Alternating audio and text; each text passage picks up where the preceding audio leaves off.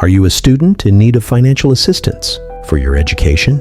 Applying for a Nelfund student loan is a straightforward process. Let's go through the step-by-step guide to help you understand how to apply. Step 1. Gather the necessary documents. Make sure you have your identification, proof of enrollment, financial statements, and any other required documents ready. These documents will help the Nelfund committee evaluate your eligibility for the loan. Step 2. Visit the Nelfund website.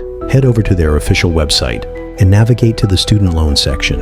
Here you will find all the information you need to apply successfully. Step 3. Understand the eligibility criteria. Read through the eligibility requirements to ensure that you meet them. Nelfund provides loans to students who demonstrate financial need and meet certain academic standards. Step 4. Fill out the application form. On the website, you will find an online application form. Take your time to complete it accurately and upload all the required documents. Remember to double-check for any errors or missing information.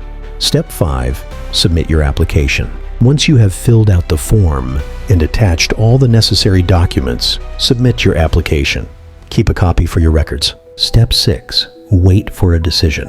The Nelfund committee will carefully review your application and make a decision. This process may take some time, so be patient. Step 7.